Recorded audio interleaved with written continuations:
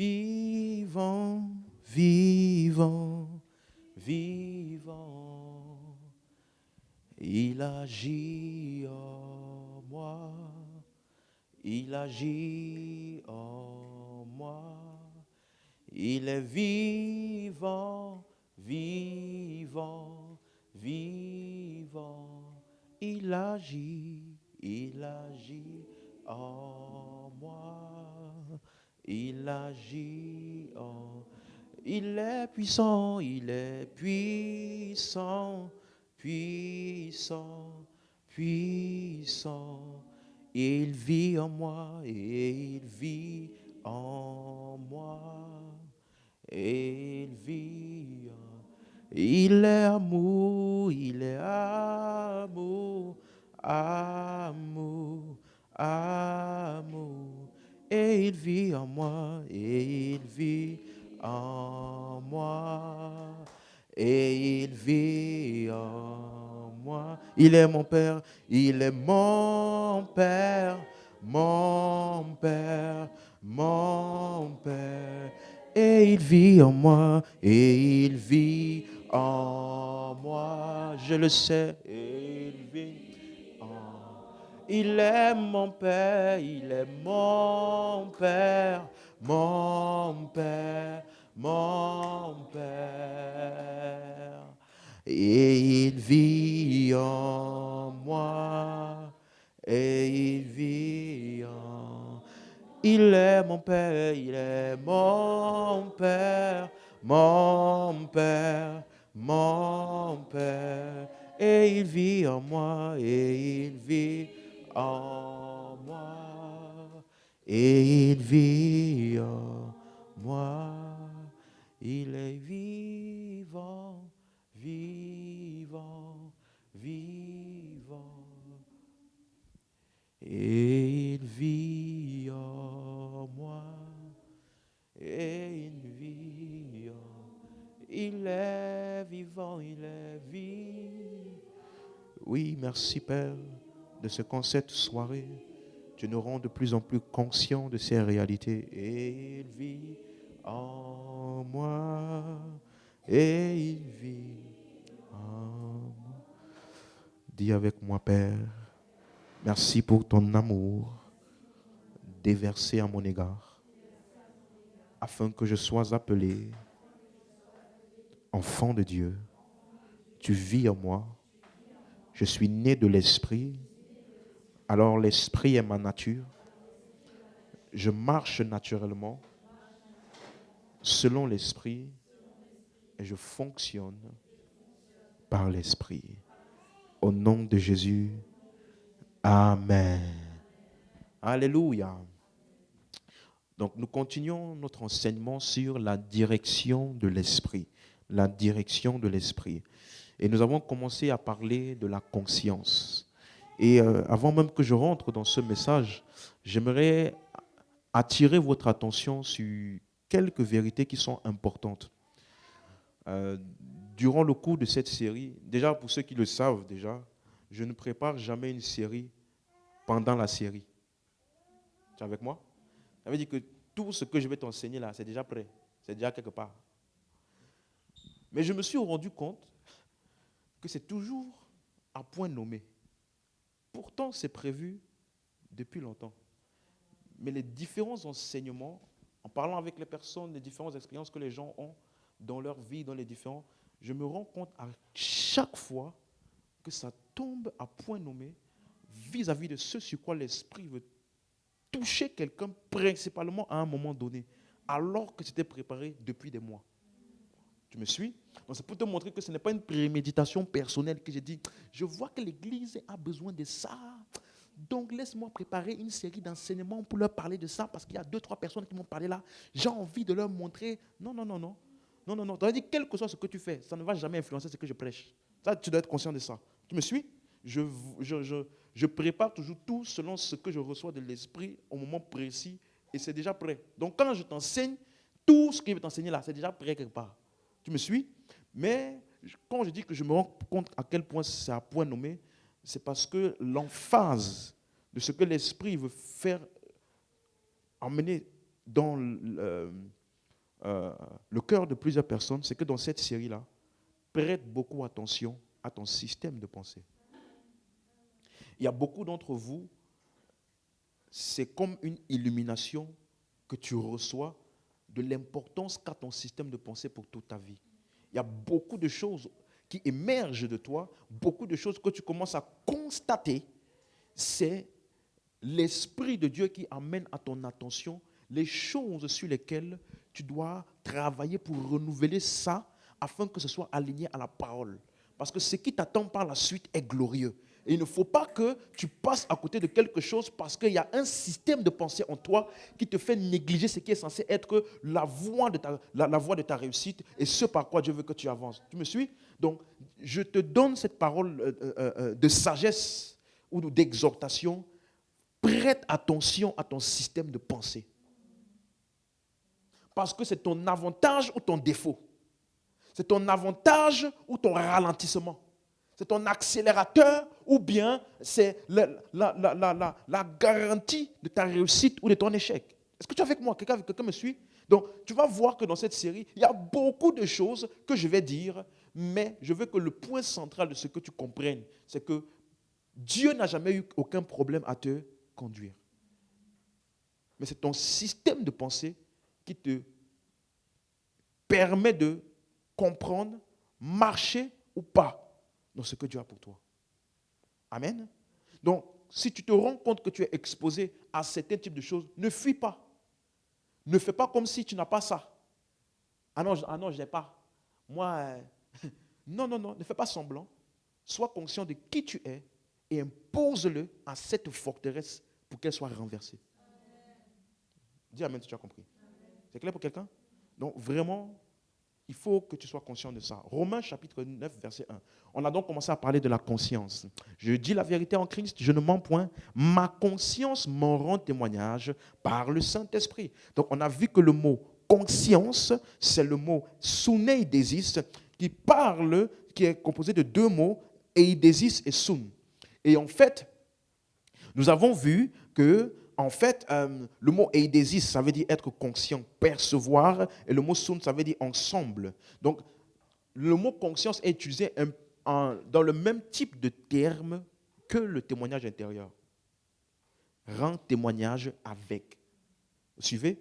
Sauf que ce qu'on appelle conscience avec le mot eidesis, là, ça parle d'une notion qui est persistante en toi. Donc, c'était utilisé dans le grec ancien pour une idée, une perception, une connaissance, une pensée qui est persistante et dominante dans le système de pensée ou dans l'intellect. Donc, chacun d'entre nous, nous avons des pensées dominantes, ou alors j'ai envie de dire des convictions ou des croyances dominantes en nous qui façonnent ce qu'on appelle notre conscience. Et c'est ça qui réagit justement aux choses auxquelles nous sommes exposés. Par exemple, Paul a mentionné ça dans 1 Corinthiens 8 et 1 Corinthiens 10. Là, je vais juste toucher 1 Corinthiens 8, c'est des rappels par rapport à dimanche. 1 Corinthiens 8, verset 4, il dit « Pour ce qui est donc des viandes sacrifiées aux idoles, nous savons, dis avec moi, nous savons. » Donc, tu vois que ta conscience est un système de pensée dominant vis-à-vis d'une certaine vérité ou d'une certaine chose. Vous suivez? Donc là, il dit, concernant, pour ce qui est des viandes sacrifiées aux idoles. Donc, il y a plusieurs personnes qui, concernant les viandes sacrifiées aux idoles, ils ont une certaine pensée dominante en eux. Quelle est cette pensée? Il dit, pour nous là, nous savons qu'il n'y a point d'idole dans le monde et qu'il n'y a qu'un seul Dieu. Vous voyez?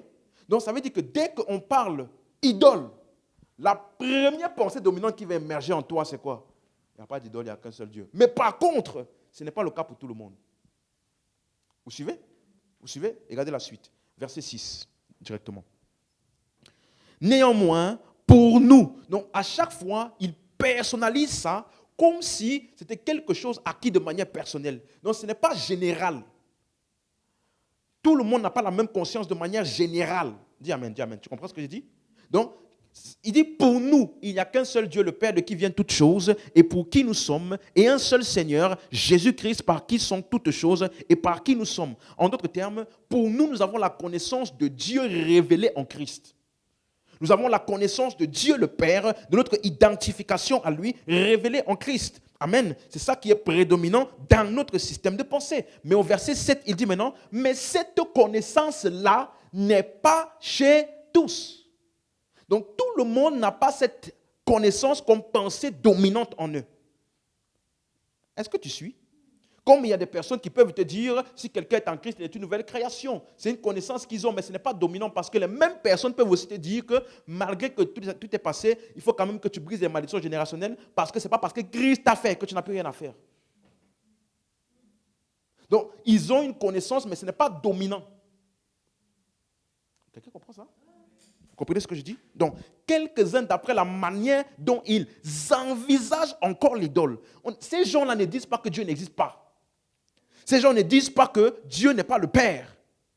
Mais cette connaissance-là, qu'il n'y a qu'un seul Dieu, n'est pas chez tous. Est-ce que vous suivez maintenant? Ils envisagent encore l'idole. Dans la version Darby, il appelle ça, ils ont encore la conscience, ayant jusqu'à maintenant conscience de l'idole. Ça veut dire que l'idole là est encore une pensée dominante dans leur système intérieur. Alors que pour toi et pour moi, en tout cas, si tu es ici et que tu as été bien enseigné et que tu as assimilé les enseignements, dès qu'on te dit idole, ça ne te fait ni chaud ni froid. Ton cœur ne commence pas à trembler. Si ton cœur tremble encore, non, là, ça veut dire que tu as un problème. Avec tout le temps que tu as écouté, toutes les choses que tu as écoutées ici, si quelqu'un te dit, je vais envoyer ton nom chez le marabout, et ton cœur tremble. Non, on doit encore t'aider. Tu es avec moi. Non, ils ont encore dans leur conscience l'idole. Donc, il dit, ils mangent des choses comme sacrifiées aux idoles et leur conscience, étant comment? Faible.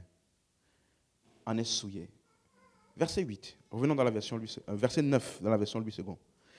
Il dit donc, prenez garde toutefois que votre liberté devienne une pierre d'achoppement pour les faibles. La suite. Car si quelqu'un te voit, toi qui as la connaissance, assis à la table, dans un temple d'idole, sa conscience à lui qui est faible ne le portera-t-elle pas à manger des viandes sacrifiées aux idoles? Donc, tu vois que, en fonction de ton niveau de connaissance, ta conscience peut te permettre de faire certaines choses que d'autres ne se permettent pas.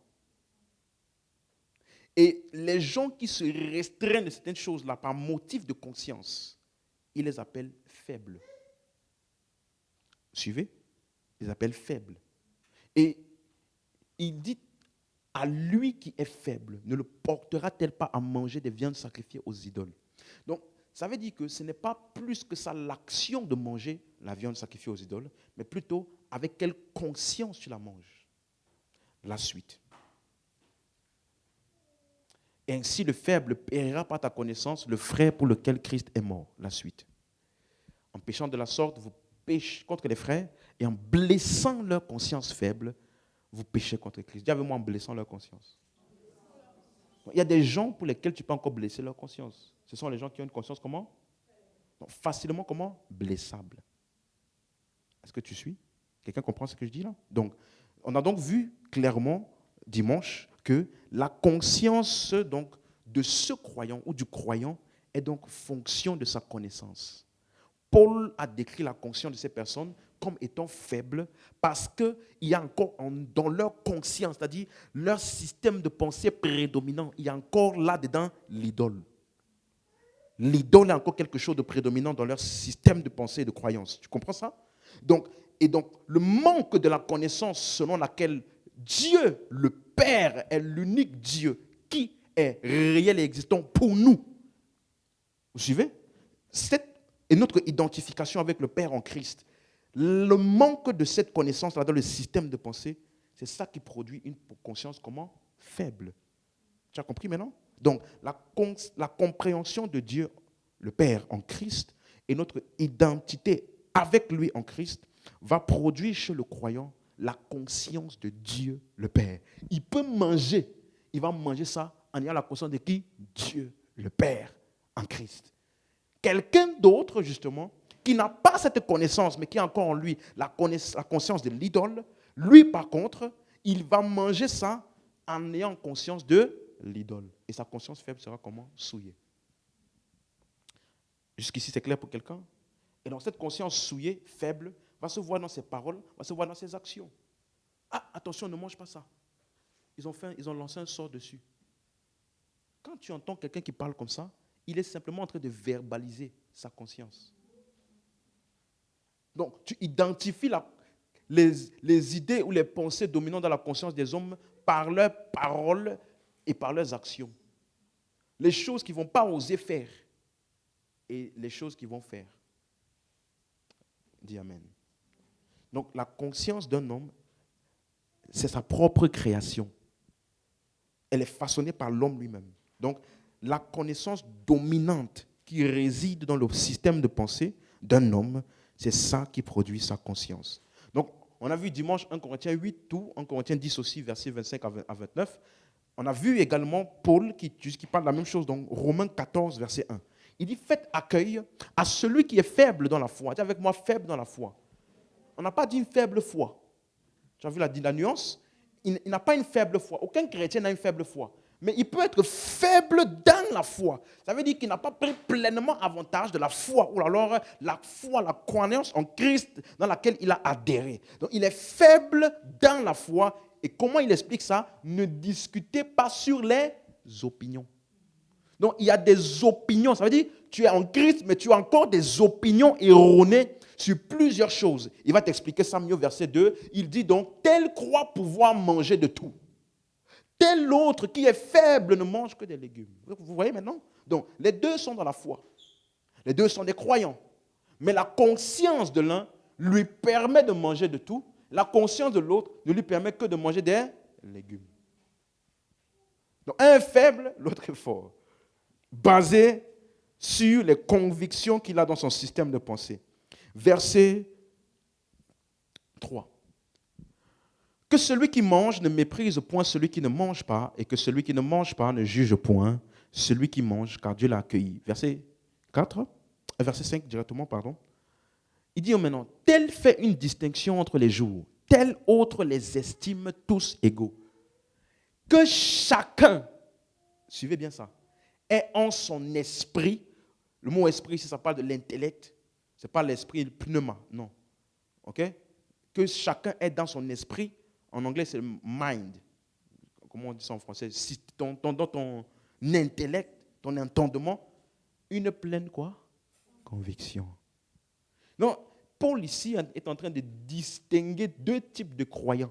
Un qui est persuadé de ce qu'il peut manger, tout. Un autre qui peut manger que des légumes, il appelle faible. Un qui pense que tous les jours sont égaux. Un qui fait une distinction entre les jours.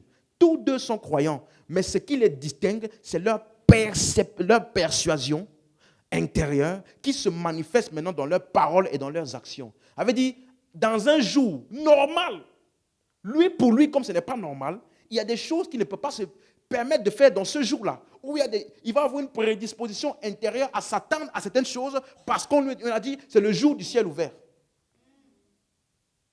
Donc, dans son intellect, aujourd'hui c'est le jour où Dieu est content. Tu demandes n'importe quoi, Dieu répond. Pourtant, c'est un jour normal. Donc, ce qui fait de ce jour spécial-là, c'est quoi? Sa conscience. Dis Amen. C'est clair pour quelqu'un?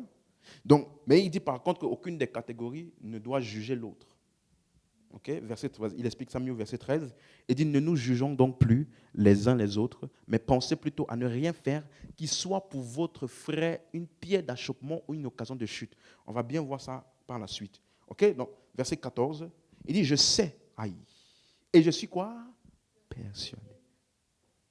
Ça, ce n'est pas une déclaration en Christ. Ce n'est pas une déclaration de notre identité en Christ. Ça, c'est Paul qui dit ça.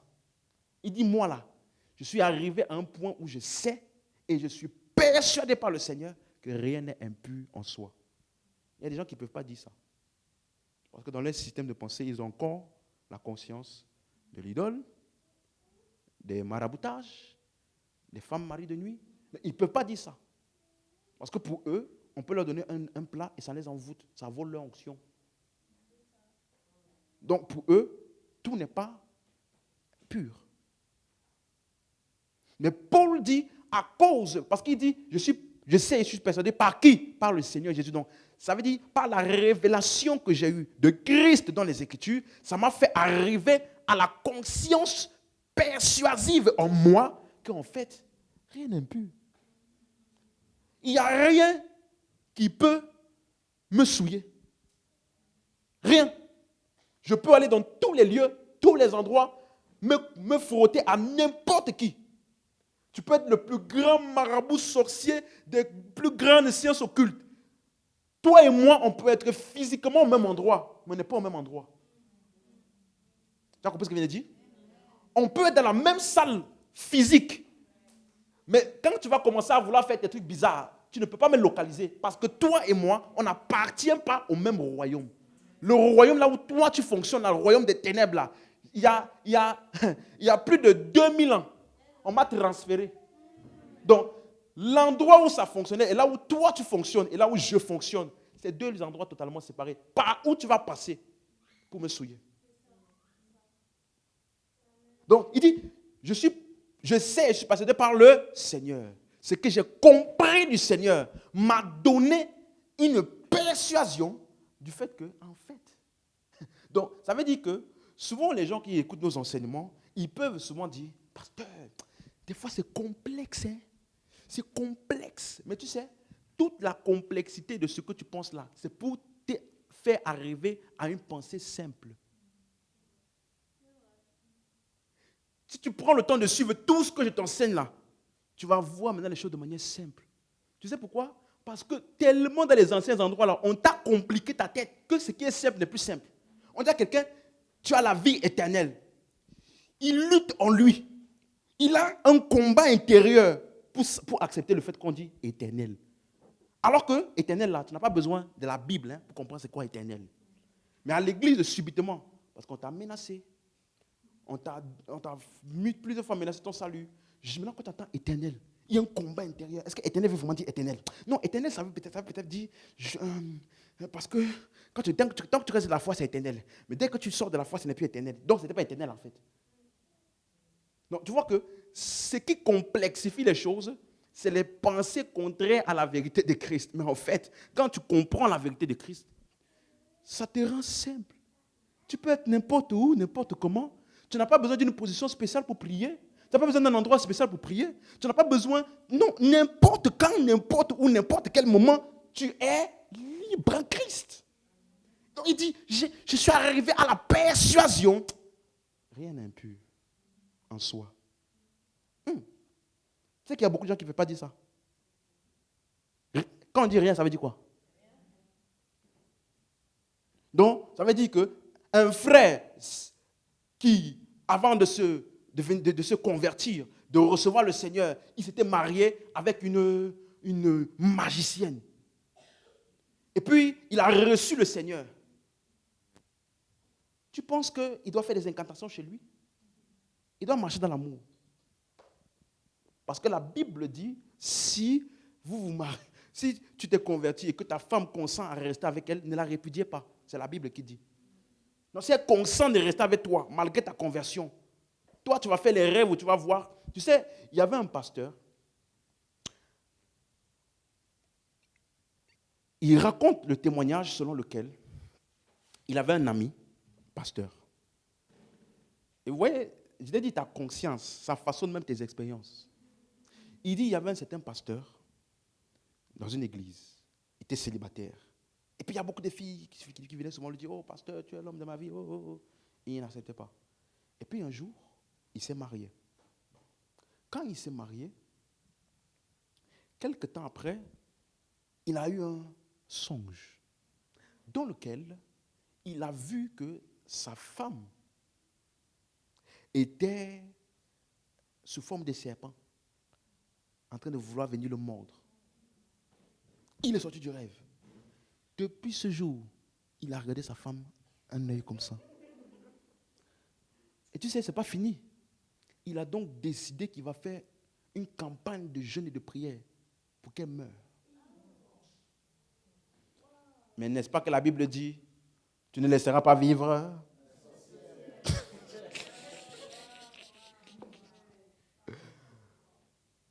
Oui, il a fait jeûne. Il a dit, comme elle veut me manger, c'est moi, je vais la terminer avant qu'elle me mange. Il a dit, vous dormez ensemble sur le même lit. Et puis chacun, bon, pas chacun parce qu'elle n'était pas au courant. Donc, lui, il était en train de faire tout un scénario. Et tu sais quoi? Après son jeûne et prière intense, elle a eu une maladie incurable. Et tu sais quoi? Elle est morte. Et en fait, non, attends, c'est pas fini. C'est pas ça le pire dans l'histoire. Le pire dans l'histoire, c'est que tous les gens, parce qu'en même temps qu'il avait ce songe-là, c'était trop beau. D'autres frères et sœurs de l'église ont eu le même genre de songe qui venaient lui parler. Oui, et dis-toi, c'était des femmes. Homme de Dieu, j'ai songé ça. Moi, je n'ai rien contre ton mariage. Hein? Je n'ai rien contre ton couple. Je crois que vous êtes de Dieu. Mais j'ai un rêve qui m'a troublé, homme de Dieu. Voici ça, voici ça, voici ça. Si tu fais ça ici, il faut essayer, tu vas voir. Tu vas voir que ce songe-là, ça ne va plus jamais venir dans ta tête. Tu suis? Il y avait 2-3 personnes qui ont dit ça. Donc, ça l'a confirmé dans ce qu'il pensait. C'est ça qui l'a poussé à faire sa campagne de jeûne et de prière. Sa femme tombée malade, elle est morte. Et tu sais quoi? Il s'est marié donc, s'est remarié avec une de celles.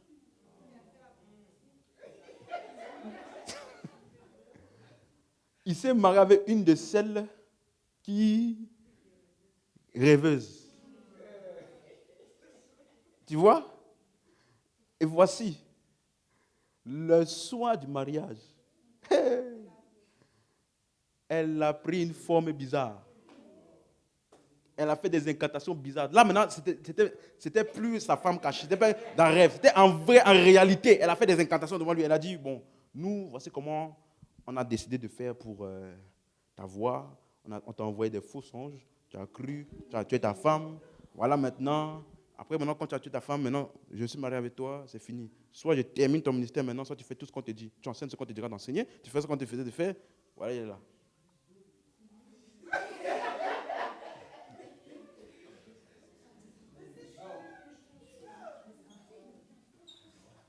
Tu vois? Écoute-moi. Si tu négliges la connaissance, comment on t'explique là? Des fois, tu n'es pas conscient. Tu penses que tu viens ici, tu t'assois, on t'enseigne un peu bien, tu rentres chez toi. C'est parce que tu ne sais pas ce que les gens vivent là.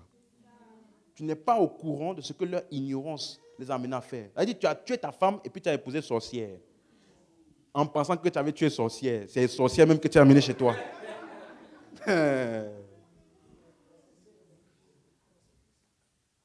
Moi, je raconte l'histoire telle qu'elle s'est passée, frère.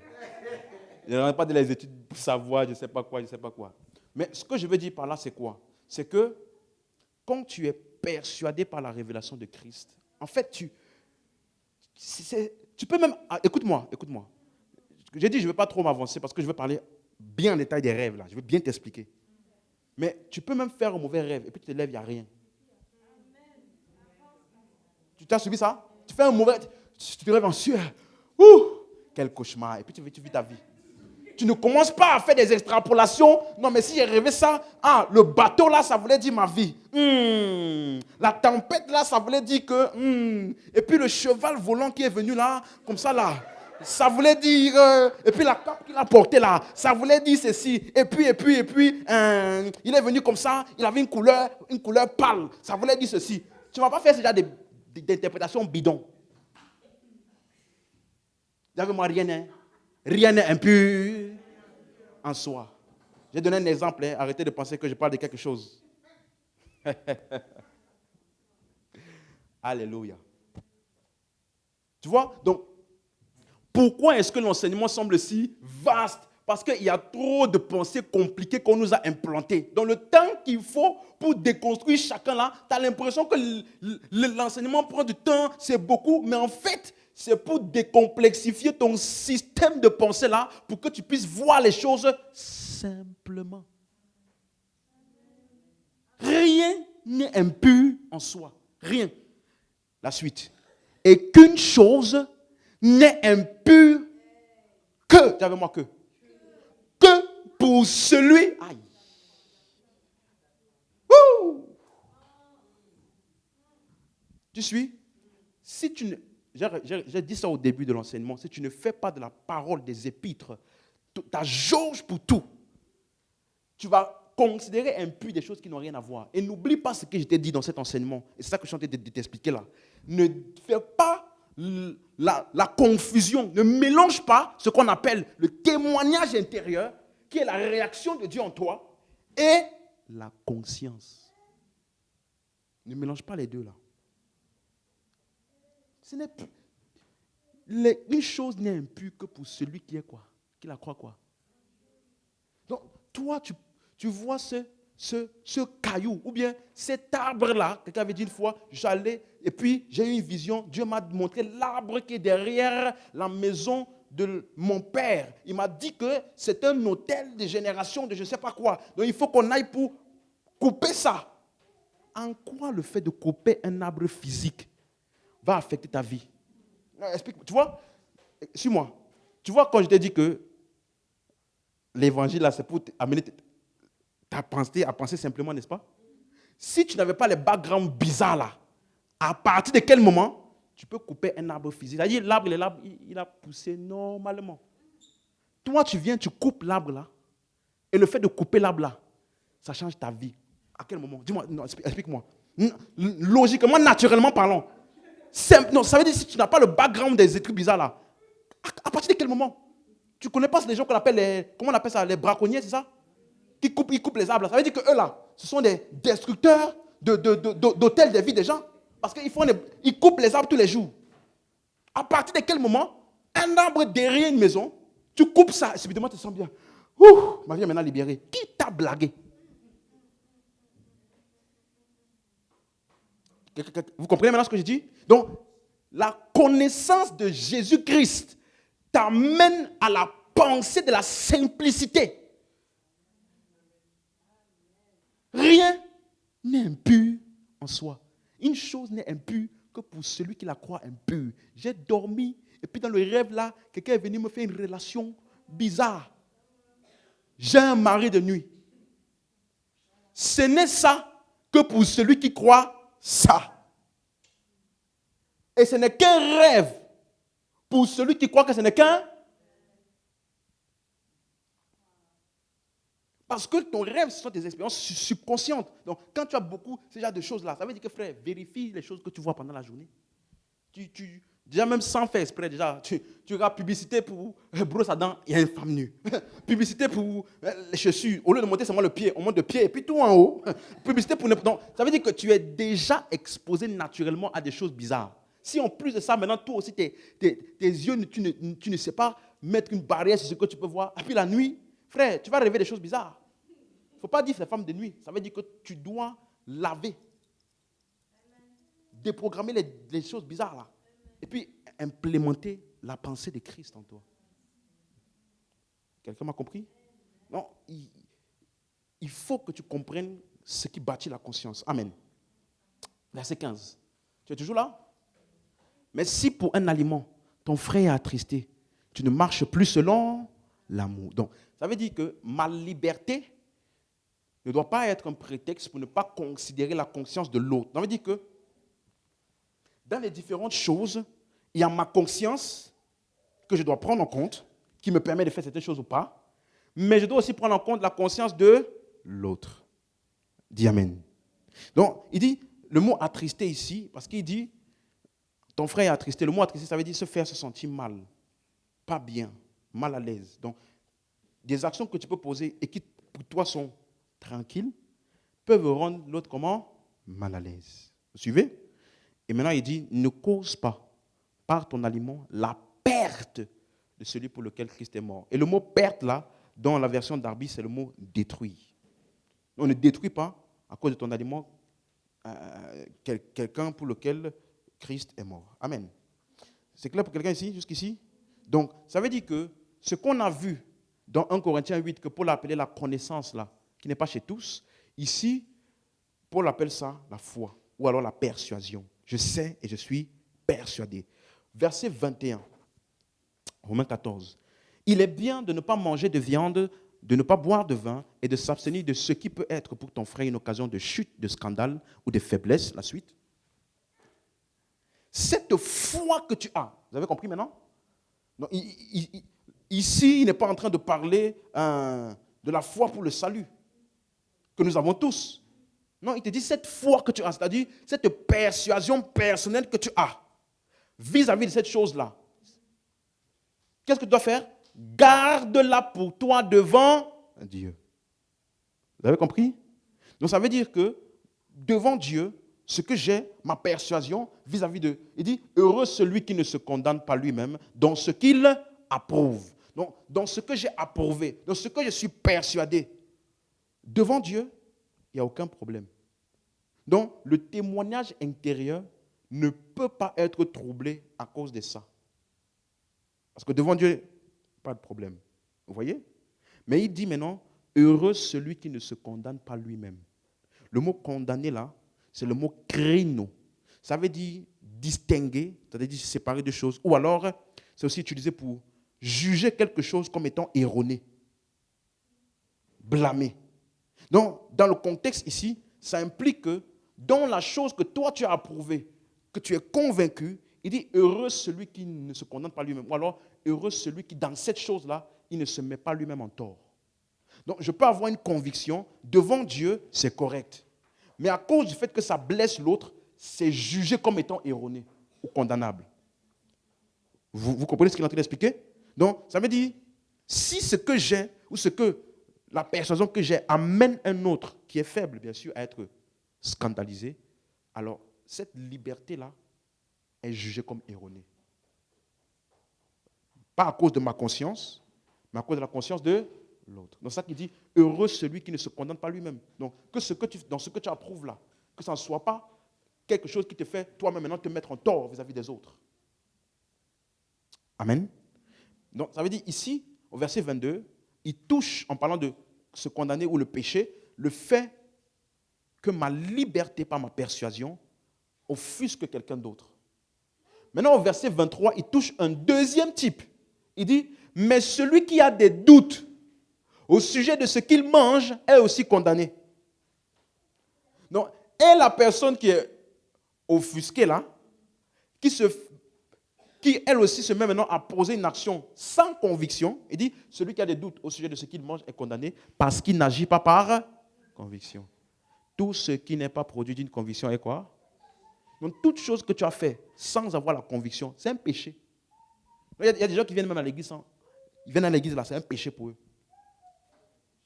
Oui, parce que j'ai connu des personnes, ils vont dans une église, tu vas faire quoi là-bas? C'est vrai que la parole ne me dit plus rien, c'est vrai qu'il n'y a plus rien là-bas, mais j'ai une responsabilité. Ça veut dire, tu pars là-bas sans conviction, tu sais très bien en toi que là-bas là, ce n'est pas pour toi. Mais tu restes à cause d'un attachement émotionnel à quelqu'un. C'est un péché. Tout ce que tu fais sans conviction, c'est quoi? Péché. Donc, il a touché deux types de péchés, ou deux types de personnes. Celui qui, il est libre, mais sa liberté peut offusquer l'autre.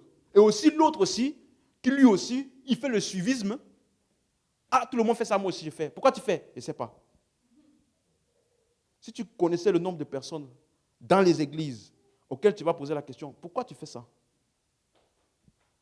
Et qui te dirait, je ne sais pas. Ah non, mais parce que Jésus l'a fait. Ok? Jésus est mort aussi à la croix. Vous comprenez? Ou il y a beaucoup de gens qui font des choses, ils ne savent pas pourquoi. Pourquoi tu pries? Sinon, Satan va m'étrangler le soir. Il va m'étrangler pendant la nuit. Donc, comme je vais vivre longtemps, laisse-moi prier. Tu pêches. Parce que tu n'es pas convaincu dans ce que tu fais. Dis amen, dis amen. Je te dis, tu dois valoriser l'enseignement. Alléluia. Amen, c'est clair pour quelqu'un? Donc, voyons voir maintenant, étendons-nous un peu rapidement sur le mot condamner, la condamnation. Paul utilise un mot similaire ou synonyme dans Galates chapitre 2, verset 11. Et là, je vais te poser une question pour voir si tu as bien compris ce que je t'ai expliqué. Regardez ce qu'il dit. Mais lorsque Céphas vint à Antioche, Je lui résistais en face. Dis avec moi, je lui résistais. Donc ça veut dire que je n'ai pas approuvé ce qu'il a fait. C'est ça? Parce qu'il était quoi? Répréhensible. Dans la version seconde 21, c'est écrit parce qu'il était condamnable ou alors coupable. Ça veut dire que l'action qu'il a posée là n'était pas correcte. C'est clair pour quelqu'un? Donc, reviens au verset, lui second. Donc, il dit parce qu'il était répréhensible. Verset 12. Donc, qu'est-ce qu'il a fait qui était répréhensible? Là, suis bien parce que je vais te poser une question. En effet, avant l'arrivée de quelques personnes envoyées par Jacques, il mangeait avec les païens ou alors les non-juifs, c'est ça? Et quand elles furent venues, il s'esquiva et c'était à l'écart par crainte des circoncis. Dilemme. Est-ce que le fait qu'il s'est retiré des non-juifs, parce qu'il y avait tous ces frères juifs qui arrivaient, ça ne peut pas être considéré comme le fait de ne pas offusquer la conscience des autres là qui allaient venir le voir manger avec des non-juifs? Parce que tous ces frères juifs allaient venir le voir en mangeant avec les païens. Par crainte des circoncis. Donc, ça veut dire que ces circoncis, ou alors les juifs, là, est-ce que ce n'est pas pour lui une manière de ne pas offusquer la conscience des gens qui devaient arriver? Verset d'après. Quel verset d'après? Il n'y a pas verset d'après. Si. Attendez. Ou alors, le fait qu'il mangeait avec des personnes tranquillement et qu'à bout d'un moment, il s'écarte d'eux. N'est-il pas aussi en train de blesser leur conscience à eux là? Donc, tu as un dilemme. Forcément, quelqu'un va être blessé. Qu'est-ce que tu fais?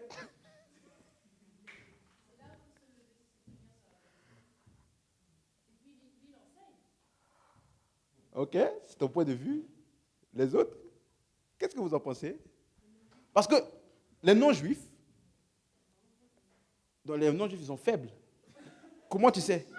Non-tu pas faible? Rappelez-vous, ce n'est pas ton état physique, hein, ou je ne sais pas, non, faible, ça veut dire que tu n'as pas assez de connaissances. Donc, qu'est-ce qui te fait croire ici, dit ici que les Galates, là, eux, ils sont faibles?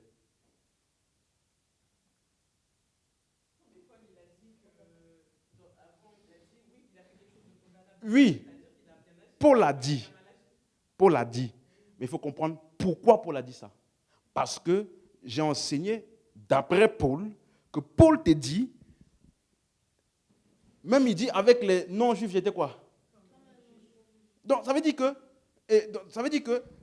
dès que je suis avec eux là, je fais pour ne pas les offusquer. Mais dès que je suis avec mes frères, il ne faut pas que je mange avec les païens. Parce que, n'oubliez pas ce que la Bible dit. Si toi qui as la connaissance, on te voit manger dans un temple d'idole, c'est-à-dire on te voit manger dans un environnement qui n'est pas habituel, tu vas offusquer notre... Donc, les juifs qui savent que, voilà, te voient en train de manger avec les non-juifs là. Donc, le fait de se retrancher, n'est-ce pas une manière de protéger la conscience des gens qui sont venus?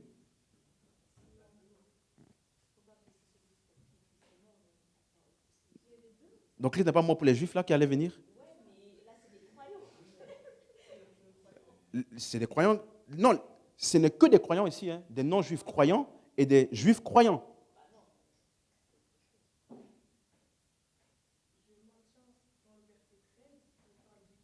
Mais le verset 13, s'il te plaît.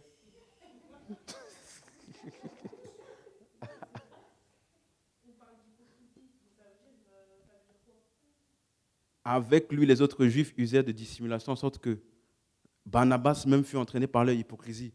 Ça, c'est l'interprétation de Paul. Je ne dis pas que c'est faux, je dis pourquoi interpréter ça comme ça, à la base de ce que je t'ai déjà enseigné, basé sur Paul.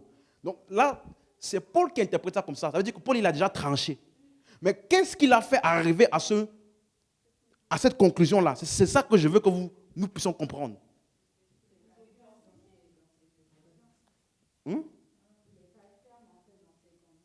Il n'est pas ferme. Oui, Il a changé parce qu'il a vu ses frères. C'est pas genre, si c'est pas lui seul, il a changé lui seul comme ça, il était avec eux, subitement il s'est dit, non, finalement je suis avec eux. Non, c'était parce qu'il y avait ses frères qui devaient venir et qui ne voulaient pas être une occasion de chute pour eux. Il s'est retranché.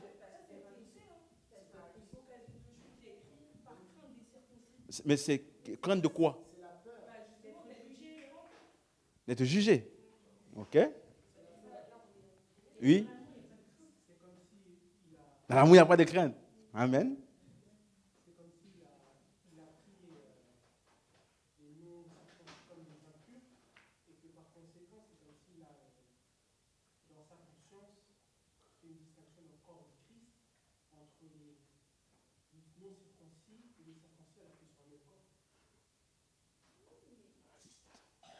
Est-ce que c'était ça son... Si il avait fait ça, si c'était ça qu'il pensait, il n'aurait pas mangé avec eux déjà depuis le début. C'était dans sa conscience, il fait une distinction entre les juifs et les non-juifs, déjà depuis le début, il n'aurait même pas commencé à manger avec eux.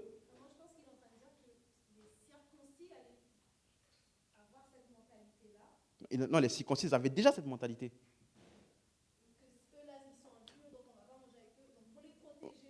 Voilà. Rappelez-vous dans Acte 10, quand Pierre il est parti chez Corneille. Lorsqu'il est entré dans la maison de Corneille, dès qu'il est revenu à Jérusalem, la Bible dit il lui fit des reproches. Parce qu'ils ont dit, tu es allé chez des non-circoncis. Donc ils avaient encore la mentalité, c'est pas une bonne mentalité, c'est clair, c'est encore la mentalité de distinction entre les juifs et les non-juifs. Donc quand ils sont arrivés, c'est pour ça que Pierre s'est retranché, parce que dans la mentalité de ceux qui étaient en train de venir là, ils étaient encore dans cette mentalité-là. Donc pour ne pas choquer leur conscience là, il s'est retranché. Donc, mais il a choqué la conscience des autres, des juifs. C'est vrai. Mais la peur du jugement, je suis d'accord. Je suis d'accord, hein? Mais est-ce que l'action en elle-même, elle est mauvaise? C'est ça que je suis en train de dire.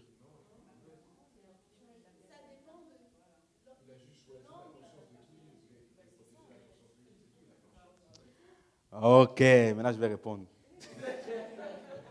Tu vois, c'est bien de réfléchir comme ça. Parce que ça va te permettre d'avoir... Parce que... Alors, pourquoi je me suis arrêté sur ça? Parce que quand je méditais dessus,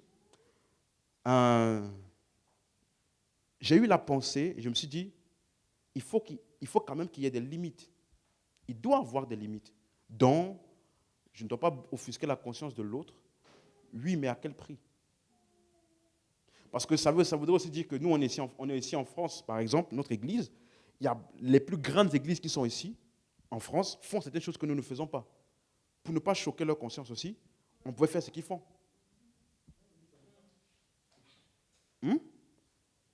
Est-ce que vous suivez ce que je veux dire? Pour ne pas être l'église différente ou bien à part dans certaines choses. Donc, jusqu'à quel point?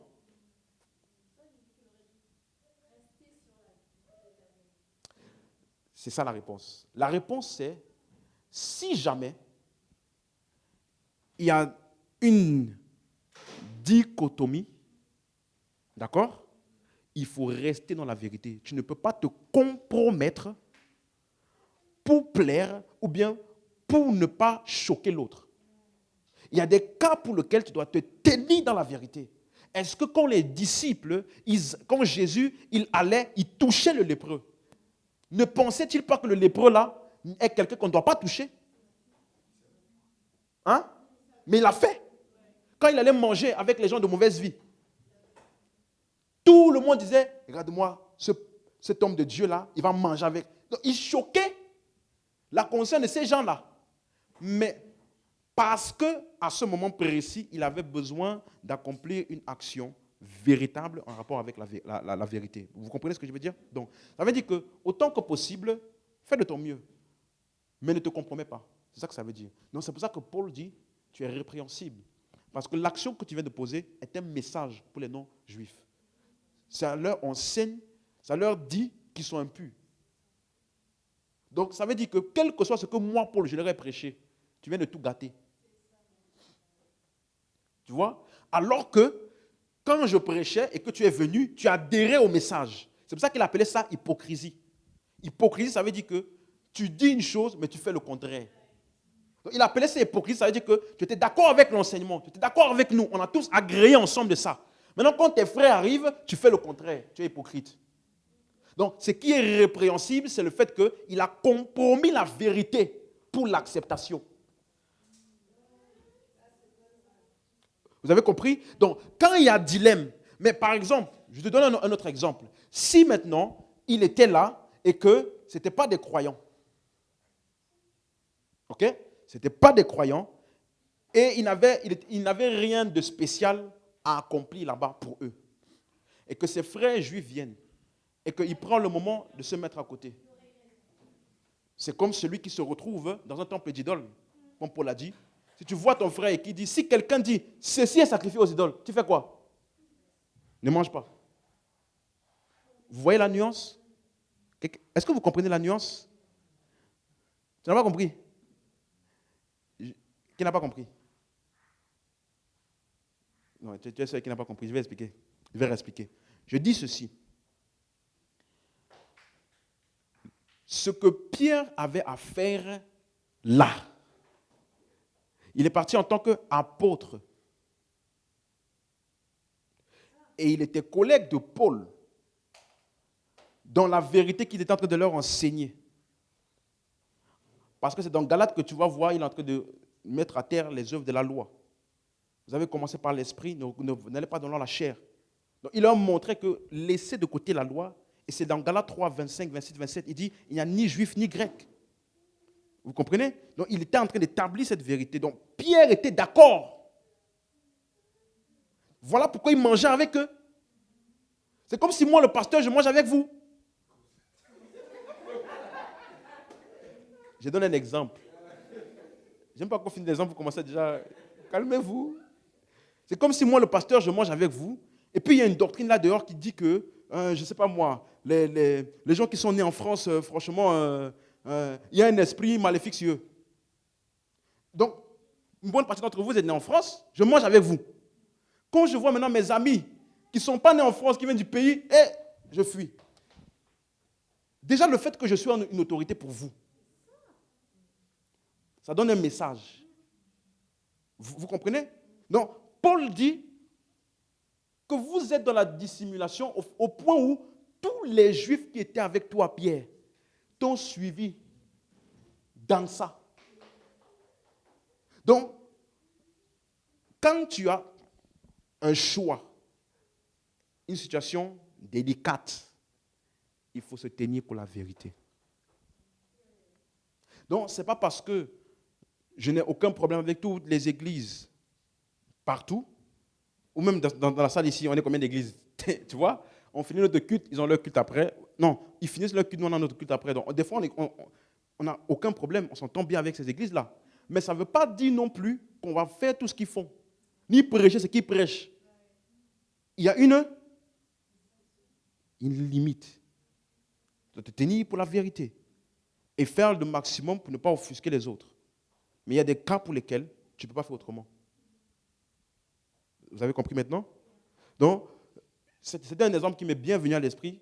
Je pense que c'est l'Esprit de Dieu qui a mis ça, à attirer mon attention, pour vous montrer que ce n'est pas parce qu'on dit qu'il ne faut pas offusquer les autres que tu vas donner libre cours à tout, te compromettre. On ne sait même plus en quoi tu crois. On ne sait même plus, tu appartiens à on ne sait plus en quoi tu crois. Tellement que quand tu es avec les autres là, tu fais tout comme eux. Vraiment, on ne sait même plus en quoi tu crois. Non, ce n'est pas ça que ça veut dire. Ça veut dire qu'il y a des choses et des situations pour lesquelles tu vas te restreindre juste par amour. C'est tout. Mais sans te compromettre. Dis Amen. C'est clair cette partie? Ok, c'est clair pour quelqu'un? Amen. Donc, le mot répréhensible ou condamnable qu'on a vu au verset 11, c'est le mot. Donc, remets-nous le verset. Donc, ça rejoint aussi ce que les uns ont dit au verset 12 lorsqu'il disait il sait ce qui va, c'était un écart par crainte. Donc, ce n'était pas l'amour. Ce n'était pas par amour, c'était par crainte ou par peur. OK?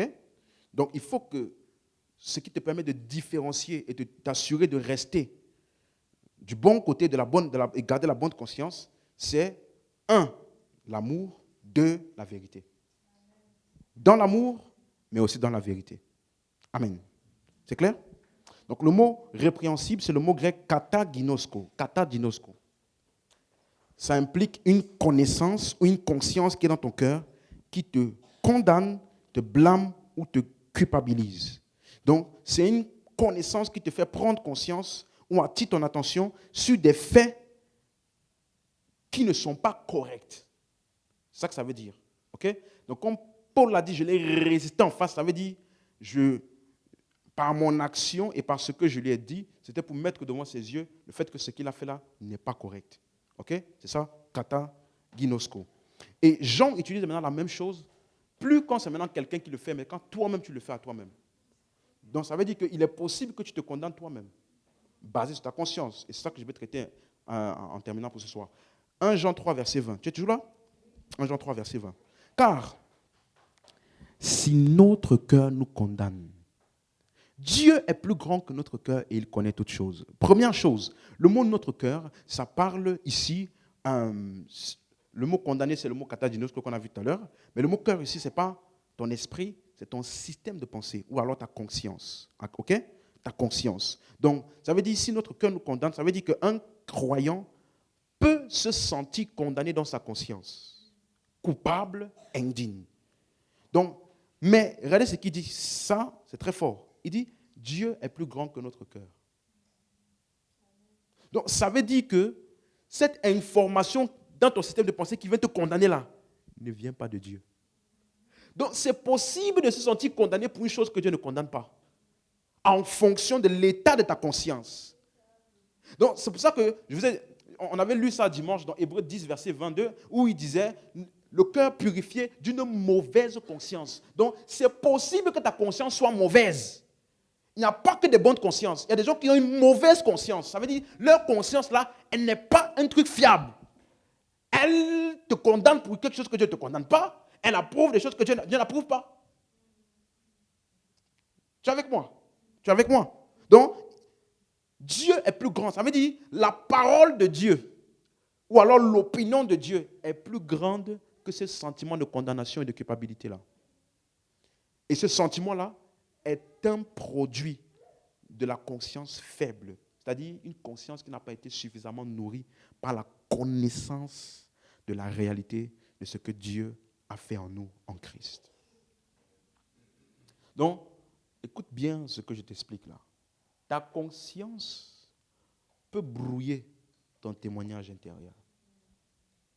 Et ici même, avant de dire ça, regardez le contexte au verset 19. Regardez ce qu'il avait commencé par dire. Quelqu'un suit?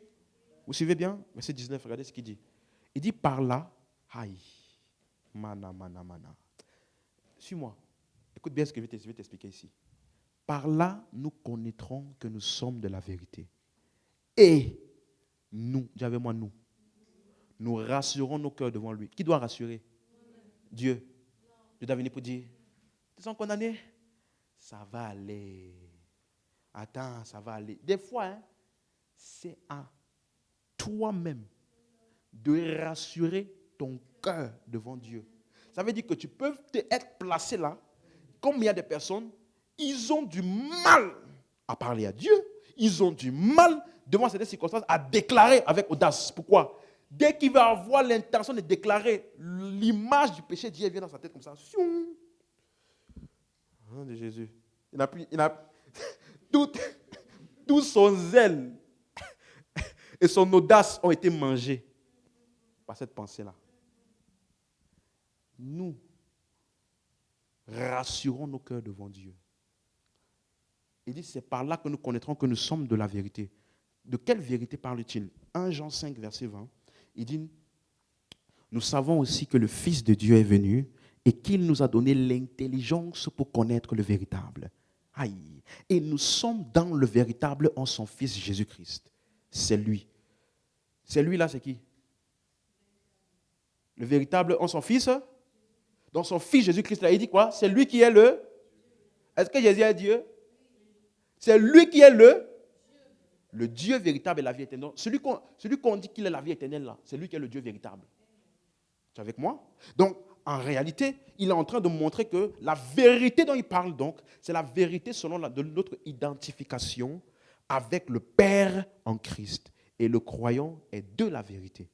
Vous suivez? C'est ça qu'il est en train d'expliquer ici. La vérité se trouve en le Fils qui est l'image, la représentation et qui est le Père en chair. Et nous sommes dans cette vérité. Et c'est Christ qui nous a donné l'intelligence pour la connaître. Donc quand il dit dans 1 Jean 3, verset 19, il dit nous sommes de la vérité. Et il te dit maintenant que c'est, et nous rassurons nos cœurs devant lui avec ça. Donc qu'est-ce que tu as comme révélation ou connaissance du Père en Christ te concernant? C'est avec ça que tu dois rassurer ton cœur. Tu suis? Donc quand je sens que mon cœur me condamne, ce n'est pas Dieu. Dieu est plus grand que ton sentiment là. Dieu est plus grand que ce cœur là. Dieu est plus grand que cette émotion, ce sentiment de culpabilité. Dieu est plus grand que ça. Donc, le mot rassurer ici, ça veut dire rempli, établi avec des informations. Donc, c'est ça que je t'ai dit dans la prière. Tu peux connaître une vérité dans ta tête, mais ça n'influence pas encore tes émotions, ni tes réactions. Donc, tu dois te rassurer assez. Ça veut dire que tu dois te remplir davantage de cette vérité-là jusqu'à ce que ça devienne une pensée dominante établie dans ta conscience. Tu suis? J'ai déjà vu des personnes, tu parles avec eux et tu dis, oui, c'est vrai que la Bible dit ça, mais pasteur, entre toi et moi. Comment ça entre toi et moi? Entre toi et moi, on sait très bien que, franchement là, je crois, hein. Comme je parlais à une femme, elle disait, je continue de confesser, hein, mais là, ça va pas, pasteur. J'ai mal, vraiment, cette maladie-là, je ne comprends pas. Mais je continue de confesser, hein, je suis dans la foi, je continue de croire, ne vous inquiétez pas. Ça veut dire, elle sait, mais elle est remplie d'une autre vérité. Donc, quand c'est comme ça, là, tu dois te rassurer toi-même ton cœur pour qu'il soit aligné à la vérité de la parole. Est-ce que tu suis? Donc, le croyant, écoute bien ça, a la responsabilité, j'ai envie de dire même, le devoir de rassurer son cœur ou son système de pensée vis-à-vis de la réalité de ce que Dieu a accompli en Christ. Aide-moi à dire à ton voisin, tu dois te rassurer. Toi-même, ton cœur, par la vérité de Christ. N'attends plus les autres. Vous avez dit, au lieu de venir ici à l'église, qu'est-ce qu'il y a? Comment ça va? Ça va, pasteur? Non, fais ton chez toi. Et puis quand tu fais, je suis béni en Christ. J'ai la justice de Dieu en Christ. Je suis accepté, pardonné. Et en plus, j'ai le nom de Christ de qui je suis appelé, par lequel je peux assujettir toutes choses. Et puis là, tu vas à l'église tout joyeux. Ne viens pas ici pour nous amener un poids supplémentaire pour venir te rassurer. Tu penses que nous-mêmes là, qui nous rassure? Tu as la responsabilité. Ça veut dire, même lorsque tu as commis une action grave, n'attends pas toujours que les gens vont te dire, ça va aller. Non! Des fois, il y a des gens qui ne vont pas dire ça va aller. Des fois, ils vont te dire, c'est grave. Des fois, on va te dire, c'est grave. Mais c'est à toi de te rassurer pour ne pas interpréter le c'est grave là vis-à-vis de toi et Dieu. Sinon, on va avoir peur, on ne peut plus te parler. On sait que non, s'il fait une bêtise, on a quand même dit, bon, c'est pas mauvais, non, c'est mauvais, mais ça va aller, ça va aller. Non, on doit pouvoir te parler parce qu'on sait que la vérité de ton acceptation devant Dieu est établie en toi. Ce n'est plus quelque chose sur lequel on doit... Non, si je lui parle trop fort, il va croire que c'est Dieu qui parle par moi pour maintenant... il pense que maintenant Dieu est contre lui. Le pasteur est fâché contre moi, Dieu est fâché contre moi, et c'est fichu. Non. Tu peux faire une chose grave, et je te parle même en te disant, c'est grave, mais si ta conscience est établie dans la vérité, tu sais que je suis en train de parler à toi. Je ne suis pas en train de parler à toi par rapport à Dieu.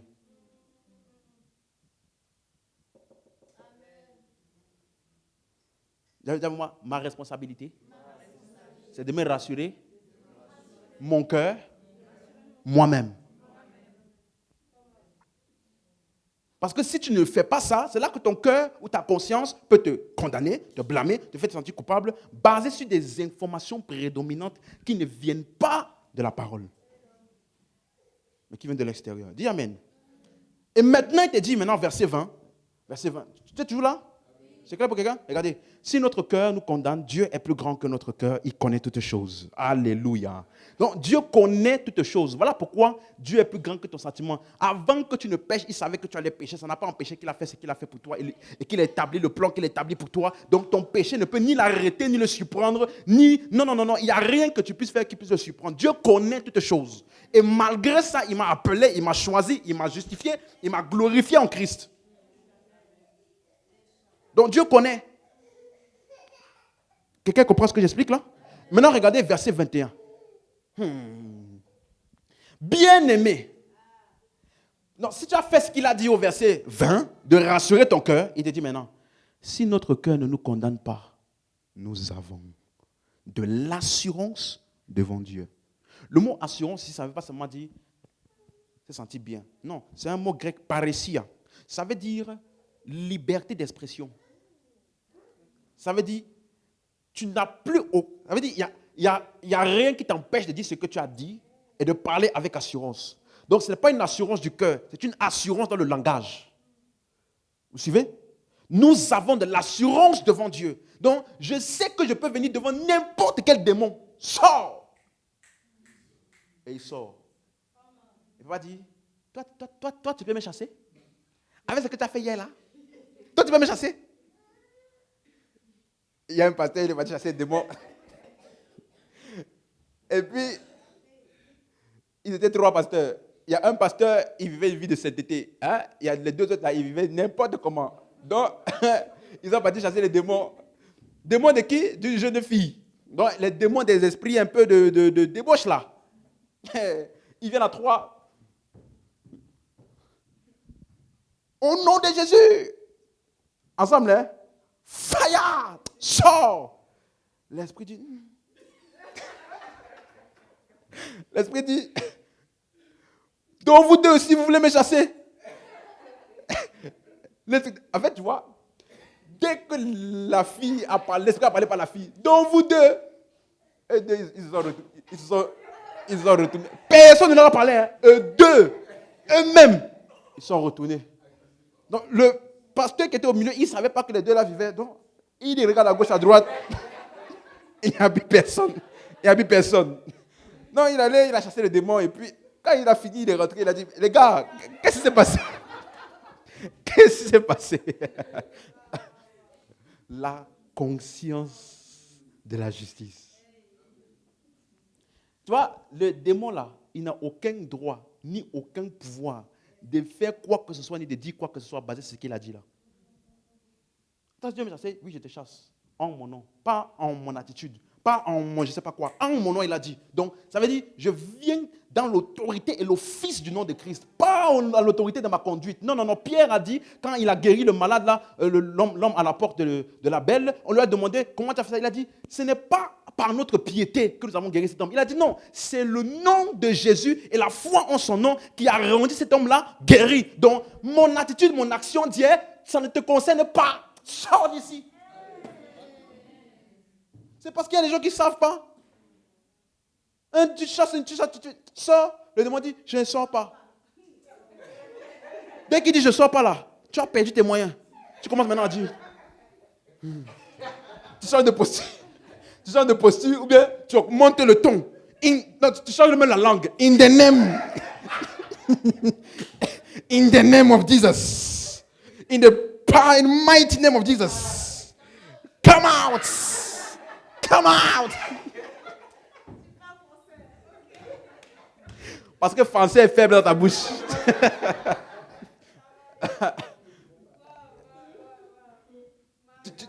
tu vois, surtout les gens qui disent qu'ils sont experts de la délivrance, là, la conscience leur joue des tours terribles. Il va te dire non, si tu as telle chose de choses, fais attention. Ah, le démon a quitté la tête, il est maintenant dans le pied. Mets ta main en bas comme ça. Mets ta main en bas de son pied, comme ça bloque la porte de sortie du pied. Frère, on est où? Alléluia. Liberté d'expression, paresia. Donc, si notre cœur ne nous condamne pas, nous avons de l'assurance devant Dieu. Donc, tu peux parler et les choses arrivent. Tu parles comme Jésus, je sais que tu m'exauces toujours. Lazare, sors. Et puis, il n'y a pas une pensée qui va venir en toi pour te faire douter de ce que tu viens de dire. Nous avons de la... C'est-à-dire, la raison pour laquelle il y a beaucoup de personnes qui n'utilisent pas leur autorité efficacement, c'est parce que leur cœur, des fois, les condamne. Ils ont une condamnation dans le cœur. Souvent, ce n'est pas toujours une condamnation à cause d'un péché, hein, ou à cause de choses. C'est juste une condamnation par rapport à toi-même. Ah non, est-ce que je n'ai pas dit de la même manière qu'il fallait dire? Est-ce que quand il n'y a aucune de ces choses en toi, tu parles avec assurance. Devant Dieu, nous avons de l'assurance. Pourquoi? Parce que ce n'est pas notre mérite. C'est le mérite de son œuvre. Je ne suis pas qualifié parce que je fais des bonnes actions. Je suis qualifié parce qu'il m'a qualifié. Donc, la seule raison par laquelle tu peux me disqualifier, c'est si tu disqualifies son œuvre. Parce que ce qu'il est, c'est ce que je suis. Tel il est, tel nous sommes. Tu es avec moi? Donc, nous rassurons nos cœurs avec ces vérités-là. Dis encore Amen. Et c'est pour ça que maintenant, Jean parle comme ça. 1 Jean 5 maintenant. Verset 13. Regardez ce qu'il dit. Je vous écris ces choses afin que vous sachiez que vous avez la vie éternelle. Vous qui croyez au nom du Fils de Dieu. Verset 14. Et nous avons. Donc nous qui croyons, vous croyez au Fils de Dieu là, il dit quoi? Nous avons auprès de lui cette. Que si nous demandons quelque chose selon sa volonté, il nous écoute. Vous avez compris? J'ai expliqué déjà ça ici, n'est-ce pas? On n'a pas dit si tu demandes quelque chose selon sa volonté. Si nous demandons quelque chose, virgule, selon sa volonté, il nous écoute. C'est-à-dire que sa volonté, là, c'est de toujours nous écouter. Donc j'ai cette assurance-là qu'au niveau de Dieu, entre Dieu et moi, il ne peut jamais avoir aucun problème. Dis encore Amen. Donc la connaissance de notre identification avec le Père en Christ nous donne de l'assurance, qui est le mot grec parousia, qui veut dire une liberté d'expression. J'ai aimé la définition d'un homme de Dieu. Il avait dit, c'est E.W. Kenyon, il avait dit, la justice, c'est la capacité de se tenir devant Dieu sans un sentiment de culpabilité, ni aucun sentiment d'infériorité. Mais il y a un autre homme de Dieu qui a rajouté, c'est aussi la capacité de se tenir devant le diable. Tenir devant le diable, sans aucun sentiment de culpabilité, ni d'infériorité. Parce qu'il y a des gens, tu peux tenir devant Dieu, Seigneur, je sais que moi, tu me connais, tu connais mes failles, tu connais mes fautes.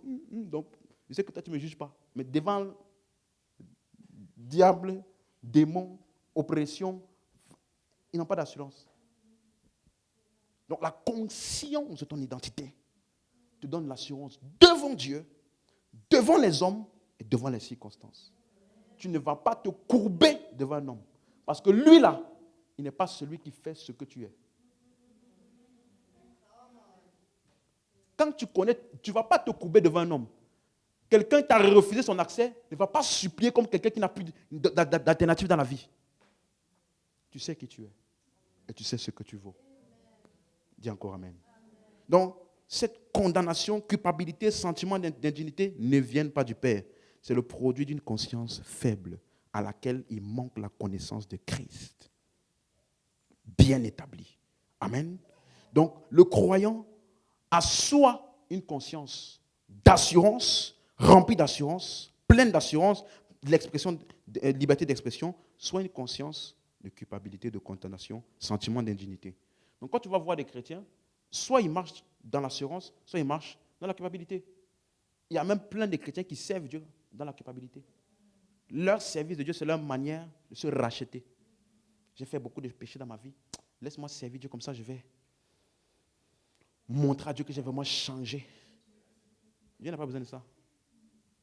Alléluia. C'est pour ça qu'il dit dans 1 Jean 5, verset 20, nous savons aussi que le Fils de Dieu est venu et il nous a donné l'intelligence pour connaître le véritable. Et nous sommes dans le véritable, dans son Fils Jésus-Christ.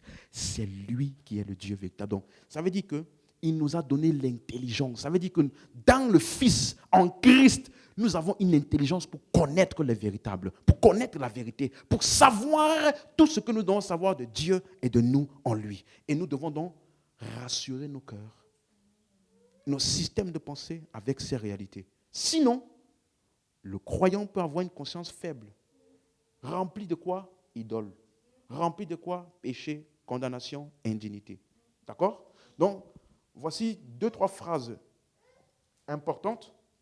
L'intellect d'un homme est donc ce qui reflète sa conscience. Est donc ce qui se reflète en tant que sa conscience, pardon. Ton système de pensée d'un homme est ce qui se reflète en tant que sa conscience. Donc, La conscience est donc le reflet de ton système de pensée dominant. Et c'est ça qui réagit aux choses auxquelles tu es exposé. OK? Donc, tu n'as plus besoin de trop différencier système de pensée et conscience. Ils sont ensemble. Conscience, système de pensée. Parce que ta conscience est le produit de ton système de pensée dominant. Vous comprenez? Donc, quand on dit le renouvellement de l'intelligence, c'est aussi le renouvellement de quoi? Ta conscience. C'est clair pour quelqu'un? Donc, ça veut dire que la conscience n'est fiable que lorsqu'elle a été alignée à la parole écrite. La conscience n'est fiable que lorsqu'elle a été quoi? Alignée à la parole. Si ta conscience n'est pas alignée, elle n'est pas fiable. Elle n'est pas fiable.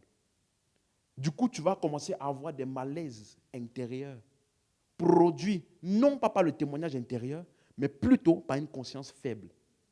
Comme des personnes qui ils ont des systèmes de pensée de rejet.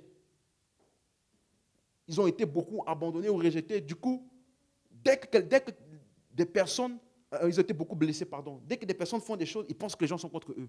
Du coup, ils arrivent dans une salle, dans une église, ils se sentent mal. Ils ont un mal-être parce qu'ils pensent que les gens les jugent, ou les gens les regardent. Ce n'est pas témoignage intérieur, c'est ta conscience. Quelqu'un comprend maintenant? Donc, tu peux avoir des malaises, pas par le témoignage intérieur, mais plutôt par une conscience faible. Tu viens dans un endroit, on te dit, il y a 4 francs-maçons là-bas.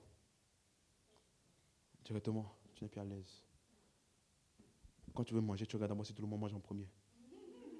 Ça veut dire manger, tu manges. Tu te donnes à boire. Tu fais comme si tu bois, tu poses. Qu'est-ce qui te met mal à l'aise? C'est ta conscience. Tu comprends? Même si on t'a empoisonné. Tu m'as suivi? La Bible, à moins que tu ne crois pas. La Bible dit s'ils boivent un breuvage mortel, cela ne leur fera. Mais toi tu vis en ayant la peur. Vous savez, en ce moment-là, on empoisonne beaucoup les gens. Donc laisse-moi faire attention, je ne le connais pas trop. Il m'a donné à boire. Seigneur, sanctifie ça, le sang de Jésus sur cette boisson. Le sang de Jésus. Alléluia, la simplicité en Christ. Tu as suivi ça? Donc, il y a donc 2 types de connaissances majeures dans le croyant. Il y a la connaissance innée qui vient du fait que tu es né de nouveau. C'est une connaissance qui vient directement de ton esprit. Déjà, 1 Jean 3, verset 24, là où il dit, celui qui garde ses commandements demeure en Dieu, Dieu en lui. Nous connaissons qu'il demeure en nous parce qu'il nous a donné son esprit. C'est une connaissance innée. Ok? Tu es conscient de l'esprit de Dieu en toi. 1 Jean 5, verset 20, nous savons que le Fils de Dieu est venu, nous a donné l'intelligence pour connaître le véritable. Nous sommes dans le véritable. En son Fils Jésus-Christ, c'est lui qui est le Dieu véritable, la vie éternelle. Donc, il y a des choses que nous savons intuitivement, juste parce que nous sommes nés de nouveau, ok? Et que nous pouvons discerner aussi certains faux enseignements, parce que nous sommes nés de nouveau. J'ai dit tous les faux enseignements? C'est ça que j'ai dit? J'ai dit certains. Parce qu'il y a des petits plaisantins des fois. Regarde 1 Jean 2, verset 20. 1 Jean 2, verset 20. Moi, je me moque, alors que moi, à l'époque, j'utilisais souvent ce verset-là. Il dit, pour vous, vous avez reçu l'onction de la part de celui qui est saint, et vous avez tous de la connaissance. Verset 27. Il dit maintenant, pour vous, l'onction que vous avez reçue de lui demeure en vous. Et vous n'avez pas besoin qu'on vous enseigne. Mais comme son onction vous enseigne toutes choses, et qu'elle est véritable, et qu'elle n'est point un mensonge, demeurez en lui selon les enseignements qu'elle vous a donnés. Vous avez vu ça? Donc, nous à l'époque, il y a un frère qui m'enseignait, un jour, à force de méditer, je lui ai envoyé ça. Il a dit, il a commencé à paniquer parce qu'il s'est dit, dans quoi j'ai ramené le petit là? Parce que je lui ai dit, on a la connaissance. Pourquoi tu m'enseignes? Attends, tu n'as pas lu comme moi? Tu n'as pas lu comme moi? Vous n'avez pas besoin qu'on vous... C'est moi qui écris? Est-ce que j'étais né quand on écrivait ça? Donc, tu me donnes la Bible, je lis. Donc, tant que je n'avais pas lu ça là, je t'écoutais copieusement, tout ça. Le jour où j'ai lu ça, je l'ai envoyé. En fait, pourquoi tous les jours tu m'enseignes là? C'est quoi ton but exact? Et tu sais quoi? Il ne savait pas me répondre. Et il y a beaucoup de personnes qui ne savent pas répondre. Ils vont te donner des réponses expérimentales. Non, mais quand on dit l'onction, en fait, ça veut dire que l'onction, tu vois, l'onction, il y a des choses que l'onction t'enseigne, il y a des choses que l'onction t'enseigne pas. C'est écrit ici. Et donc, ils vont donner des réponses expérimentales. Mais je vous ai toujours enseigné, bon, si tu connais l'enseignement, quand on dit toute chose, ça ne veut pas dire. Il faut savoir dans le contexte. Il ne faut pas dire parce qu'il dit, l'onction que vous avez reçue demeure en vous, vous n'avez pas besoin qu'on vous enseigne, mais son onction vous enseigne toutes choses. Pourquoi tu vas à l'école? Pour apprendre quoi? Il faut rester à la maison. L'onction va t'apprendre théorème de Pythagore. L'onction va t'apprendre théorème de Pythagore. Pourquoi tu fais le permis? Achète une voiture et puis onction, apprends-moi à conduire. Accident que tu vas faire là. Là, tu vas comprendre que l'onction n'enseigne pas tout. Tu as compris, non? Donc, il faut comprendre, quand il dit toutes choses, c'est le mot passe. Donc, ça parle d'un tout spécifique. Donc, de quoi exactement il parlait avant d'arriver là? Vous avez compris maintenant? Verset 18 pour commencer. Dis amen, tu as compris. Petits enfants, c'est la dernière heure. Et comme vous avez appris qu'un antéchrist vient, il y a maintenant plusieurs antéchrists. Par là, nous connaissons que c'est la dernière heure. Donc, il parlait de quoi? Antéchrist. Verset 19. Il explique mieux. Ils sont sortis du milieu de nous, mais ils n'étaient pas des nôtres. Car s'ils eussent été des nôtres, ils seraient demeurés avec nous. Mais cela est arrivé afin qu'il fût manifeste que tous ne sont pas des nôtres. Il parle de qui? Des antéchrists. Antéchrist, c'est tous ceux qui renient que Jésus est venu dans la chair. Ceux qui renient le message de la divinité de l'humanité de Christ. Donc il dit qu'il y a des gens parmi nous qui étaient parmi nous et qui sont sortis du milieu de nous parce qu'ils n'étaient pas des nôtres. Maintenant, verset 20. Pour vous. Vous avez vu? Ils sont quittés des nôtres, mais vous n'êtes pas quittés. Donc pour vous, vous avez reçu l'onction de la part de celui qui est saint et vous avez tous la connaissance. Quelle connaissance? La connaissance concernant la vérité, concernant l'humanité, la divinité de Christ qui est venu en chair pour nous sauver. C'est cette vérité-là. Ce n'est pas tous les enseignements.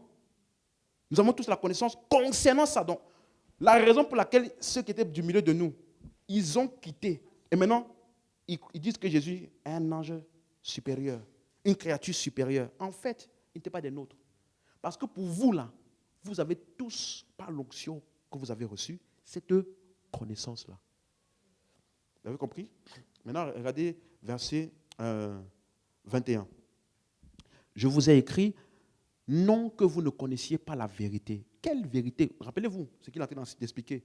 Mais parce que vous la connaissez et parce qu'aucun mensonge ne vient de la vérité. La suite. Qui est menteur, sinon celui qui nie que Jésus est le Christ? Nous avons tous, par l'onction de Dieu en nous, cette connaissance-là. Quelqu'un qui dit Jésus n'est pas le Christ. Jésus, c'est un prophète qui est venu, il a fait son temps, et puis Paul était le prochain prophète. Frère, tu es antéchrist. Celui-là est l'antéchrist qui nie le Père et le Fils. La suite. C'est clair maintenant? C'est clair? Quiconque nie le Fils n'a pas non plus le Père. Quiconque confesse le Fils a aussi le Père. Donc, de quelle vérité parle-t-il? De quelle connaissance parle-t-il? On n'a pas besoin de te convaincre que Jésus est Dieu qui s'est fait homme pour mourir pour toi. Si tu n'es pas convaincu de ça, tu n'es pas chrétien. Donc l'onction, l'Esprit de Dieu est venu en toi là. Confirme ça. Tu peux ne pas avoir tous les arguments pour débattre avec quelqu'un qui a beaucoup de versets, mais tu sais. Vous suivez? Mais tu sais. Pourquoi? Tu as reçu l'Esprit de Dieu en toi. C'est clair pour quelqu'un? Donc, il y a une connaissance innée à cause de l'habitation de l'Esprit en chacun. D'accord? Et ça nous permet de discerner certains faux enseignements, des faux enseignements qui sont antéchrist.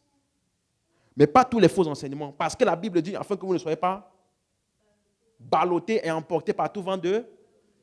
Donc un chrétien qui est encore enfant peut être ballotté par tout vent de doctrine. Mais dans tout vent de doctrine là, il n'y a pas les doctrines antéchrist. C'est clair pour quelqu'un? Donc, il y a la connaissance innée dont il parle ici, mais il y a maintenant la connaissance révélationnelle qui vient de la compréhension des Écritures, de la révélation. 1 Jean 5, verset 13. Je vous ai écrit ces choses afin que vous sachiez que vous avez la vie éternelle. C'est ça? Donc, cette connaissance qu'on a vu tout à l'heure dans 1 Jean 3, 1 Jean 5, 1 Jean 2, c'est inné. Par contre, la connaissance dont il dit ici, afin que vous sachiez que vous avez la vie éternelle, là, c'est la connaissance qui vise ton intellect. Donc, les épîtres ou les Écritures, leur cible, c'est quoi? Ton esprit ou ton intellect? Ton intellect. C'est clair? Donc, il dit, afin que vous sachiez. Donc, Paul a expliqué cette dichotomie-là entre l'esprit et l'intellect dans 1 Corinthiens 2, verset 12. Or, nous n'avons pas reçu l'esprit du monde, mais l'esprit qui vient de Dieu, afin que nous connaissions les choses que Dieu nous a données par sa grâce. Verset 16. Verset 16. Car qui a connu la pensée du Seigneur pour l'instruire? Or, nous avons la pensée de Christ. C'est clair? Ça, c'est la connaissance innée de l'esprit. Par contre, malgré qu'il a dit ça, que vous connaissez les choses, que nous connaissons toutes choses, pourquoi à plusieurs reprises Paul disait-il, ne savez-vous pas? 1 Corinthiens 3, 16, il dit, ne savez-vous pas que vous êtes le temple de Dieu? Ne savez-vous pas? Pourquoi va dire ne savez-vous pas si vous savez déjà toutes choses? Suivez? 1 Corinthiens 5, verset 6, c'est bien à tort que vous vous glorifiez. Ne savez-vous pas qu'un peu de levain fait lever la pâte? 1 Corinthiens 6, verset 2, ne savez-vous pas que les saints jugeront le monde? Verset 3, ne savez-vous pas que nous jugerons les anges? Verset 9, ne savez-vous pas que les injustes n'hériteront pas le royaume de Dieu? Verset 15, ne savez-vous pas que vos corps sont les membres de Christ? Verset 16, ne savez-vous pas que celui qui s'attache à la prostituée a un seul corps avec lui? Verset 19, ne savez-vous pas? Est-ce qu'on peut dire autant ne savez-vous pas à quelqu'un qui sait déjà? Nous avons toute la connaissance, donc ce n'est pas la même connaissance dont il parle. Là, les Écritures là, parlent maintenant de la cible de quoi? De ton système de pensée, ton intelligence, ton intellect. C'est là que tu dois maintenant assimiler toutes les informations et toutes les vérités déjà inhérentes dans ton esprit. 1 Corinthiens 9, verset 13. Ne savez-vous pas que ceux qui remplissent les fonctions sacrées? 1 Corinthiens, verset 24 aussi. Ne savez-vous pas que ceux qui courent dans le stade courent tous, mais qu'un seul remporte le prix en parlant des récompenses? De la même manière, il parle aussi pour les dons spirituels. Je ne veux pas que vous soyez dans l'ignorance. 1 Corinthiens 12, verset 1. Or, pour ce qui est des manifestations spirituelles, je ne veux pas que vous soyez ignorant. Donc un chrétien qui a reçu l'onction de Dieu et qui a toute la connaissance peut être ignorant pour les choses spirituelles. Donc tu as besoin d'être enseigné. Dis amen à ça. Hein? Verset 3, c'est pourquoi je vous fais savoir. Donc c'est lui qui leur fait savoir ça. Tu es avec moi? Il y a même ceux qui l'appellent les hommes du peuple. En grec c'est idiotes. Ça veut dire illettré. Ignorant pour les choses de l'esprit. 1 Corinthiens 14, verset 16. Autrement, si tu bénis en esprit, comment celui qui se tient, c'est quelle version? Celui qui tient la place d'un ignorant. Ça, c'est quelle version? Celui qui est du simple peuple. C'est quelle version que j'ai ici? Bon, ma version dit, comment celui qui tient la place d'un ignorant répondra-t-il amen à ton action de grâce puisqu'il ne sait pas ce que tu dis? Verset 23, c'est pas grave. Si donc toute l'Église s'assemble en un corps et que les langues parlent, qu'il entre des gens du commun. D'autres versions disent des ignorants. Donc parmi les croyants, il y a ceux qui ont la connaissance, il y a ceux qui sont ignorants. Mais ce n'est pas une connaissance, là, ça ne parle pas de la connaissance innée, ça parle de la connaissance révélationnelle qui est où? Dans ton intellect, dans ton système de pensée. C'est clair? Donc tu as l'Esprit de Dieu en toi, la connaissance en toi. Par contre, ton intelligence doit l'assimiler complètement. 1 Corinthiens 8, verset 7, il y a ceux qui ont encore la conscience de l'idole. Mais c'est des croyants. Tu es avec moi? Quelqu'un avec moi jusqu'ici? Donc, Éphésiens 3, verset 2, si du moins vous avez entendu parler de l'administration de la grâce de Dieu qui m'a été donnée pour vous. Vous voyez? Il dit, l'administration de la grâce de Dieu qui m'a été donnée envers vous. Pourquoi Dieu va lui donner cette grâce envers eux, s'ils ont déjà la connaissance? De quelle grâce parle-t-il? Verset 3. Comment par révélation, le mystère m'a été donné à connaître, ainsi je l'ai déjà écrit en peu de mots. Donc il a eu la révélation du mystère pour l'écrit, pour l'Église. Qui a déjà la connaissance? Ça sert à quoi? voyez qu'il ne parle pas de la même chose. Verset 4. D'après quoi? En les lisant. Pourquoi ils vont lire? En les lisant, vous pouvez comprendre. Mais je pensais que vous avez déjà la connaissance. C'est clair pour quelqu'un maintenant? En les lisant, vous pouvez comprendre quelle est mon intelligence dans le mystère de Christ. Même chose, Éphésiens 1, verset 17. Je demande que le Dieu de notre Seigneur Jésus-Christ, le Père qui possède la gloire, vous donne par son esprit sagesse et révélation pour que vous le connaissiez. Donc, il ne le connaissait pas encore comme il devait connaître. Verset 18. Qu'il illumine votre intelligence. C'est clair maintenant? OK? Afin que vous puissiez comprendre. Donc, on a vu que cette prière, la cible, c'est donc l'intellect. Parce qu'il avait déjà dit au verset 13 qu'ils avaient reçu, ils avaient été scellés du Saint-Esprit. Amen. Donc l'illumination ici, la cible, c'est l'intelligence. Amen.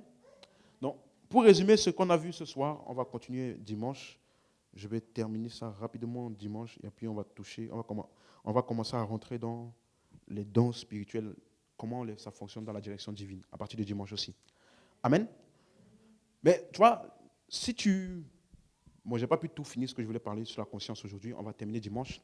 Mais si tu écoutes les 10 premières parties, là, parce qu'aujourd'hui, c'est la partie 10, ça te donne, c'était ça mon objectif, une bonne base pour la compréhension déjà de toi-même, de comment Dieu est en toi et de comment Dieu fonctionne en toi pour toi. J'ai touché ton système de pensée, j'ai touché l'esprit, j'ai touché la conscience, j'ai touché le témoignage intérieur, j'ai touché toutes ces choses intérieures-là qui peuvent se passer dans l'homme et que si tu ne comprends pas, tu peux tout mélanger, appeler Dieu ce qui n'est pas Dieu et négliger ce qui est de Dieu en pensant que c'est naturel. Donc, toutes les émotions et les pensées ne sont pas naturelles et toutes les émotions et les pensées ne sont pas surnaturelles. Il y a beaucoup de facteurs qui influencent ce qui se passe en toi. Ta conscience, ton système de pensée, mais aussi l'esprit, le témoignage intérieur et en même temps aussi ce à quoi tu es exposé, les informations du moment. Parce que tu peux avoir une bonne conscience, mais à cause du fait que pendant un temps, tu t'es exposé à trop de mauvaises informations, ça t'a rempli d'une mauvaise conscience temporaire. Vous suivez ce que j'explique là? Donc, je voulais vraiment que tu puisses avoir tu prends le temps de bien réécouter, de bien suivre tout, tu vas déjà te comprendre toi-même. Tu suis? Et savoir comment Dieu travaille en toi, avec toi, pourquoi les enseignements, pourquoi les vérités de Christ, c'est important. Amen. Tu es béni jusqu'ici? Amen. On peut se lever. Alléluia. Gloire à Dieu. Amen. Tu peux élever la voix et rendre grâce à Dieu. Merci infiniment, Père. Merci, Père. Merci, Père. Merci, Père.